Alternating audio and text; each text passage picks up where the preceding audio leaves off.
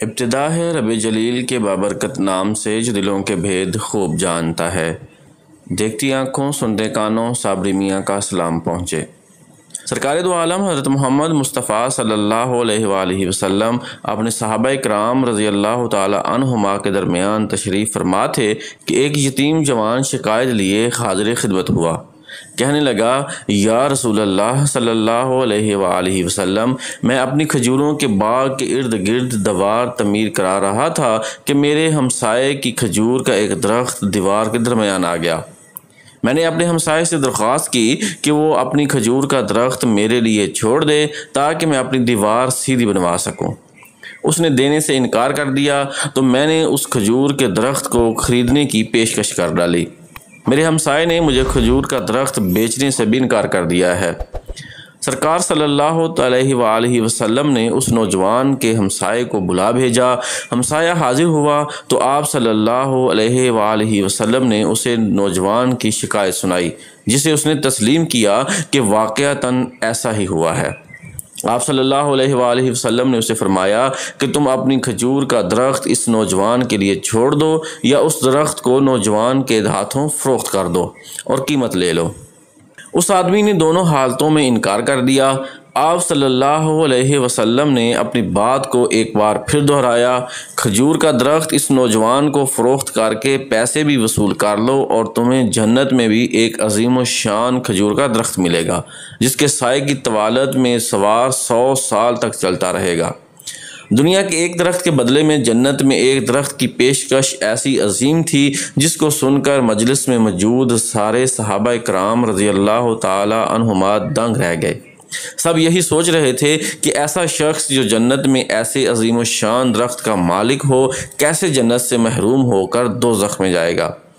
مگر وائے قسمت کہ دنیاوی معلومات کی لالچ اور طمع آڑے آ گئی اور اس شخص نے اپنا کھجور کا درخت بیچنے سے انکار کر دیا۔ مجلس میں موجود ایک صحابی ابو الدہداء رضی اللہ تعالی عنہ آگے بڑھے اور حضور اکرم صلی اللہ علیہ وآلہ وسلم سے عرض کی، یا رسول اللہ صلی اللہ علیہ وسلم، اگر میں کسی طرح وہ درخت خرید کر اس نوجوان کو دے دوں تو کیا مجھے جنت کا وہ درخت ملے گا؟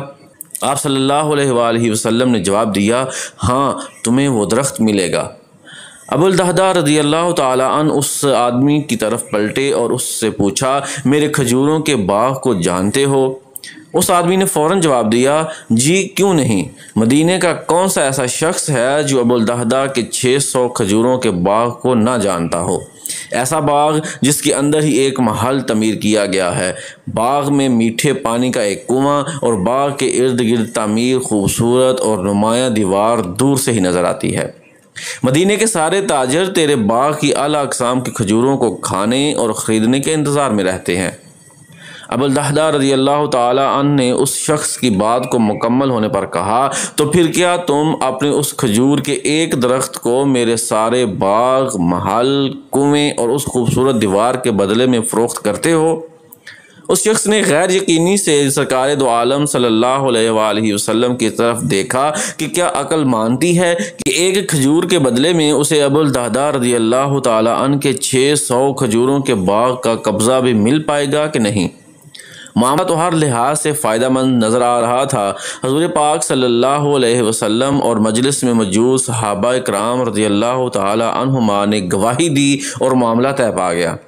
ابو الدہداء رضی اللہ تعالی عنہ نے خوشی سے حضور اکرم صلی اللہ علیہ وآلہ وسلم کو دیکھا اور سوال کیا، یا رسول اللہ صلی اللہ علیہ وسلم، جنت میں میرا ایک کھجور کا درخت پکا ہو گیا نا؟ آپ صلی اللہ علیہ وآلہ وسلم نے فرمایا، نہیں۔ ابو الدہداء رضی اللہ تعالی عنہ سرکار صلی اللہ علیہ وآلہ وسلم کے جواب سے حیرت زدہ سے ہوئے۔ آپ صلی اللہ علیہ وآلہ وسلم نے اپنی بات کو مکمل کرتے ہوئے جو کچھ فرمایا اس کا مفہوم یوں بنتا ہے کہ اللہ رب العزت نے تو جنت میں ایک درخت محض ایک درخت کے بدلے میں دینا تھا، تم نے تو اپنا پورا باغ ہی دے دیا۔ اللہ رب العزت جود و کرم میں بے مثال ہیں، انہوں نے تجھے جنت میں کھجوروں کے اتنے باغات عطا کیے ہیں کثرت کی بنا پر جتنے درختوں کی گنتی بھی نہیں کی جا سکتی۔ ابو الدہداء، میں تجھے پھل سے لدے ہوئے ان درختوں کی کس قدر تعریف بیان کروں؟ آپ صلی اللہ علیہ وآلہ وسلم اپنی اس بات کو اس قدر دہراتے رہے کہ محفل میں موجود ہر شخص یہ حسرت کرنے لگا، اے کاش وہ ابو الدہدہ ہوتا۔ ابو الدہدہ وہاں سے اٹھ کر جب اپنے گھر کو لوٹے تو خوشی کو چھپا نہ پا رہے تھے۔ گھر کے باہر سے ہی اپنی بیوی کو آواز دی کہ میں نے 4 دیواری سمیت یہ باغ، محل اور کنواں بیچ دیا ہے۔